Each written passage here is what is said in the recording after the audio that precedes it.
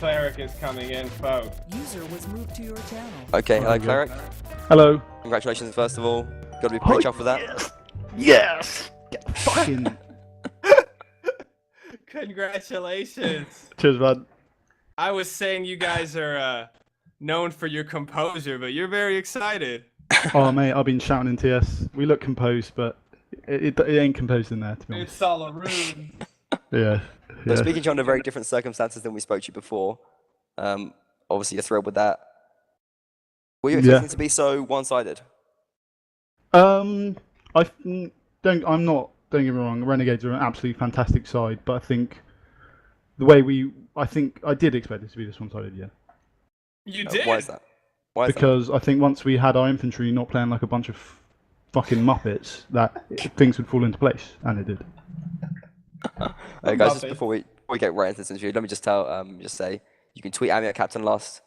Your interviews with your questions for Cleric, we'll ask them on the stream if you've got anything to ask him. Oh, that's a wonderful idea. Yeah. Yeah, we've got a lot of questions to ask him though as well. Going into more of the strategy and what went down in the game, it was from our perspective, it looked it was very passive. Why was it so passive after all this heavy infantry aggression metagame that we've been seeing? Why did it suddenly why did we see one of the most passive games we've seen for weeks? Do you remember when last time I were in here, I started talking about the Union game and how after it we changed the way we played, like after we lost to them. Okay, yeah. Like I think that is how we played today. That is how AE play. Like what we've been doing before when we were going quite push heavy, that was wrong. Like that's not what we're good at. What we're good at, I noticed when I was watching part of the stream on the second set, and there was two infantry groups standing on the flags, and they weren't fighting each other. That's what we didn't do, and that's why we were shit before. Because you've got to do that. You've got to give your archers and your cavalry time to do stuff. It's difficult sometimes for us to do that because we've got so many headstrong, brilliant infantry that they just want to get stuck in. But yeah, we saw a lot of that actually, like sort of lots of infantry just looking at each other and walking around, not actually attacking. That was our plan. Definitely worked to your advantage. You gotta allow time for everyone to shine. Yeah, that's the thing. Like, don't get me wrong. I was getting way better scores when we weren't doing this in other games. I was getting like 9-0 and stuff. But it's not worth it if like every now and again you just get killed. The cavalry and the archers don't have time to help out. Now we've seen like you can use Nele, you can use LaRue, and they've got time to get their shots off. They can make the difference. They can pick up 1 or 2 kills that counteracts this heavy infantry play. That's good insight. That is genius. You guys don't chase kills. You guys chase advantages. Exactly, yeah. Beautiful. So what about your team? You're happy you had a full team today? You showed your strongest games, you think? I think we still missed Deacon. Miss Deacon. Razor. We didn't see Razor playing either. Yeah, Razor's he's been well busy lately. I think he's on holiday, although he said he's watching a game with a mojito. So. Well, we had good performances from Nele and some of the other players. It's great to have him back. It's great to have him back. No one shoots like Germans. Razor and Nele, you just don't. They're just class. Nobody shoots like the Germans. LaRue was excellent as well, and Shemmer. So that puts you in, based on all the other games, that puts you in guaranteed first in the league. After SOE, well, not after the end, not at the end of the league, but like for this week, you are in first place now. Do you feel the pressure still because you're still only 2 points clear of Renegades? We're over the hump now. I think we'll be fine now. Can't see anyone taking you down now? Nah. You're where you rightfully should be? Yeah, of course. With performances like that, it's hard to see anyone beating you. Renegades another issue we discussed was about the maps. No new maps this week? Did you think that worked to your advantage? Yeah, it definitely did. It did, but I'd say because of the changes we made weren't necessarily all... They weren't tactics, for example, were they? They were more like doctrinal. It's the way we play changed. The mindset of the individual players. Yeah. Exactly. So I think we'll actually do better on on new maps now as well, because it wasn't necessarily tactics. We're just playing like absolute dipshits, really, and we're not now. Yeah. You fundamentally fixed your teamwork. Yeah. Well, I mean, because I mean, like I said, going back to that Union game, this happened to us. Like we kept pushing them. A lot of Turkish teams do it actually. SOE don't, but Kalakwendi, RN used to do it. That Turkish national team do it, where you think you can get to them, and you keep chasing and you keep chasing, and you're just dead, and they pick you off, and that's what we rediscovered a few weeks ago after the Renegades defeat, and now we're back to doing Instead, it. you pick them off. Yeah, exactly. Just, Really brilliantly played. What about RNG's decision to go 2 Cav in the first set? I think that was, I mean, to us that looks like a bit of a gift really for you. They just kept losing 1 or 2, and it looks so hard for them to deal with. yeah, I don't know. Yeah, I guess it did help out. Yeah, definitely. I mean, they do like trying to mix up, trying to throw a lot of different things at us to throw us off, and maybe that's what it was, but it didn't work. But No, it didn't look like it did. I'd still like to say I still think Nubajuki is probably the best commander in Warband by a mile. High praise. Yeah, he didn't do much of his radical changing up though this time. He didn't look as predatory. I said in my preview that I thought it would be easier for you guys to basically improve. You'd have more direction for your improvement after losing that game. It's easier for the loser to see where they went wrong, rather than for the winner to improve, sort of aiming at nothing. Yeah, no, Yes. you're definitely right there. That's 100% true. But I think RNGD, I mean, they didn't really look themselves a lot of the times. I think it was perhaps you suffocating them with the way you played. But I mean, you didn't have any strong, confident changes from Nabajuki there at all, really. Well, I don't know if maybe he's trying to do like a lot of infantry stuff in this set, which I'm not playing in. I don't know, but I kind of expected maybe on the last round of Swadians on Sandy's or just before they lost it that they'd throw at least like a 5-inf or a 6 infantry build at us. Or 8-inf, why not 8-inf? Like if it's going that badly and it's so important, like why not? Yeah. Yeah. I mean, I'll give you like an example of what we were planning. If Phil by the River wasn't going so well, if we were 3-0 down, we were just going to go 8 cav. Yeah. 8 Cav. Oh, I'd have loved to have seen that. Is that something you tried in training? So how does that work for you? We haven't done it. Last You time haven't last time we did this, it was I'd say about a year ago, and somehow I managed to finish top of the scoreboard, even though I'm literally the shittest cab in the world. But you made it work when you did it a year ago. Yeah, I think, but I don't think it was convincing. But I just think in matches like these, like if you're 3-0 down, sometimes the kind of armor difference can just get too much. When players are this good, a huge equipment advantage, especially on a map like that, war horses and stuff like that, you sometimes have to just do something to mix it up, and something big. There's no point just saying 1 cab for 1 archer. Yeah, You've got to exactly, fucking do something. That's what Renegades did against you guys last time when they started turning it around. When they went 4 cav for it. 4 cav. Yeah. I actually thought they were going to do that today, but they didn't. I'm surprised they didn't. I think it was a mistake as well. We saw again with this passivity, like it really it was almost hard to watch. Like it was like you were just suffocating them the whole game.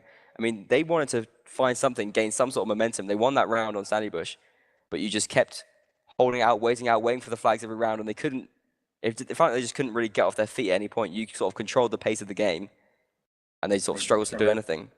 We're gonna see this basically from you every match from now on. Yeah. What I'd say is, I mean, you might have heard. I don't know if you were watching it, but I was on LaRue's stream a while back, and I was like equating this sort of really heavy infantry stuff and the huge like 4 cav 4 infantry to cheeses in StarCraft 2. Yeah. And I think that holds, and I think we knew what they were going to do. If they did it, it wasn't going to work, because if you know this stuff's coming and you play accordingly, I don't think it's a better setup. So I think you actually put yourself at a disadvantage. Yeah, I think really perhaps one of the reasons Nabajuki didn't do anything too radical was that he probably knew as well that it probably wouldn't have worked. You guys are looking really ready for anything. Well, it's interesting to see the meta settling anyway and doing some different things. It'll be even more interesting to see how it plays out on the week 9 maps of 4, including Outskirts as well. The meta, like saying is settled. God, like it's been so shooken up this season. I'd say since the start of last WNL, it was 3 archers, 3 cav, and 2 infantry, like every team pretty much, and it was pretty much the same, but with 1 extra infantry and 2 less cav, blah blah blah. And we've seen such a shake-up this season, so I don't even know if we will see it settle at all. Because I don't think teams. That's not what I meant. I meant reverting, really. Team won't want to play, but teams don't like playing like this. Apart from maybe Calaquendi and RN, but I can't see them coming back. There's no. You have to play so patiently. It's very difficult for an infantryman to want to do it. But so I don't think it will go to that. I love how you equated cavalry rushes to Zerg rushes. It is basically that though. The analogy works out the same. Alright, You so know, plans for next week. You guys probably not going to be able to pick. What are you expecting? It depends on dropouts. I don't know how many there's been. Is there going to be an odd number? I think Warhammer might be dropping out, so perhaps it could be even. I'm not sure of the exact situation, but if it's even, yeah, you're right. It could be. Like, I assume you're thinking it could be RNGD again. Could it be? They can't. They couldn't If pick it's us, if it's could even they? and everyone else gets Yeah, challenged, yeah. then yeah, it would be. Yeah. But I think it's looking unlikely. I think perhaps teams might be. A team like God of Abyssinia might be looking at this week's RNGD team, thinking they could take something from it, or Legend even after they've taken down IG. Legend will fancy it. Yeah, that'd be a big one for them because it'd be their rival Oh French team. god, I don't know if obviously, as you know, I played so much Warband, especially on like OG Battlegrounds and all that. Yeah. You should see like there's a lot of beef going on. It's hilarious to watch. Like a lot of Between Legend and good RNGD. fights and stuff. Yeah, it's fucking quality. Well, that'd be a great one to show anyway. Oh, that'd be quality. I'd definitely tune in for that. Definitely. All right. Cleric, I have a question for you. Going back to the idea of we learn more from our failures than we do from our successes. What happened in that Sandy Bush map when you guys lost flag? I kind of swore a lot in TS. Why did it go wrong? Ooh, why did that go wrong?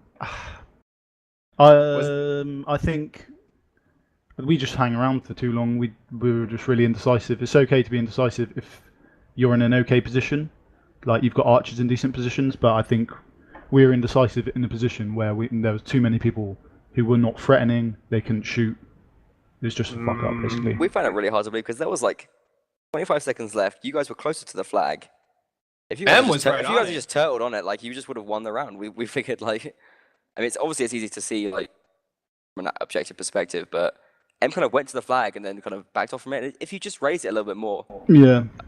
I mean, again, it wasn't really the end of the world for you guys. Yeah. No, but you're right. We're not beyond reproach. Like your criticism's valid. I'd say one thing maybe we do a bit much is we're too like laissez-faire with the flags. Like sometimes we'll just we leave it for so long that actually sometimes we just leave it for too long. Like trying to kill people who aren't. Most teams just go straight for the flag, and they're at their detriment usually. But maybe we've taken it too far the other way sometimes. Like yeah, exactly. You got to find that balance, and especially with the timings and the shorter rounds and everything. It's still shocking though the amount of teams that you see just beeline straight for the flags and sit. Yeah, like leave half their team behind. They leave one or two archers. Predatory cav and things. Exactly. I love seeing that in the lower level matches. I mean, it's fun to watch. So. Yeah, it is. Yeah, it's definitely a lot more fun to watch than me and Em standing in a field with our spears out. As effective, questionable, but fun to watch. I think we're probably going to wrap up the interview right now. Clark, you got anything else you want to say? Any shout outs you want to give or anything like that? Well, thanks for streaming. Thanks to Renegades for the match, and they're letting us use their TS right now. So loads of respect for them. Such good guys. I love them. And that's it. Yeah. That's really cool. Thanks very much for giving us the match to watch and coming to do the interview with us. Congratulations once again, and best of luck in the rest of the league. Yeah. Hi. Yeah. Hopefully you guys stay on top. We will. We will. I'll see you later, boys. Yes. Yeah, that's pretty much it from us. We've had a really heavy weekend of Warband matches. Hope you're not too fatigued by it, viewers. Thanks everyone for watching. Once again, thanks to E-Man and all my other co-casters from the weekend. Change on Oz, Ex Machina. Any closing thoughts? If you're not too tired of Warband, remember, I got a video coming out, and I do believe it's my best video yet. The best one yet. And I say that about every video because I always improve. And so every video becomes better than the other. So exactly. And guys will also tune in tomorrow at 17:30 BST for the first episode of a Warband talk show. Something we've never done before. Could be interesting. Could be a disaster. But you want to watch it either way. Warband talk show. What do you guys talk about? What is the topic? Well, we're going to run it during the picks. So as the picks come, they'll be live updated on the screen. We'll see exactly what's happening as it's happening. We'll talk about them. We'll talk about the last week's results. We've had some interesting ones, definitely. And Warband anecdotes. We'll cover the scene. Yeah, we've got some players: Samurai Total War, IG Foams, and A LaRue. So lots of insight from them as well. It should be interesting, I think. Well, that is it's laid back. I like that. That sounds really cool. Yeah. Okay then, guys. That's pretty much it from me. Thanks for watching. All right. Until next time, folks. Good night, guys.